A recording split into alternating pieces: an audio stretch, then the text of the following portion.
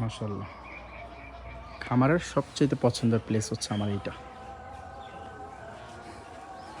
আর আমি একটা জিনিস আমার একটু মিস্টেক হয়ে গেছে, নিম গাছটা অনেক বড় হয়, তো আমার উচিত ছিল যে আমার এদিকে একটা কৃষ্ণচূড়া গাছ লাগানো, যে পার্পেল কালারগুলো হয়, এটা যদি এখানে লাগাতাম তাহলে কী হতো, তাহলে খামারে ঢুকতে গেলে এই কৃষ্ণচূড়া ফুল গাছটা এখানে ফুটে থাকতো, তখন এটা সুন্দর হইতো।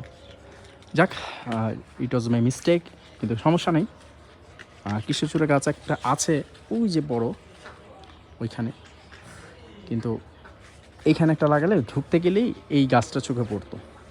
কিছু করার নেই, থাক, যেটা হয়ে গেছে হয়ে গেছে। এখানে তো বারবার গাছটা লাগানো যেতেই পারে, কিন্তু গাছটা বড় হবে কিভাবে, প্লেস থাকতে হবে তো। মাশাআল্লাহ। আর ভালো কথা, এই যে বন্ড, আমার এখানে একটা সুপারি গাছ ছিল, যেহেতু আমার ফার্মের উনি অনেক পান খায়, তো ওনার জন্য আমি দুটো সুপারি গাছ এনেছিলাম। তো একটা সুপারি গাছ বড় হয়ে গেছে, আর এখানে আমি একটা দুই সাইডে দুটো লাগিয়েছি, তো উনি হাসতেছে।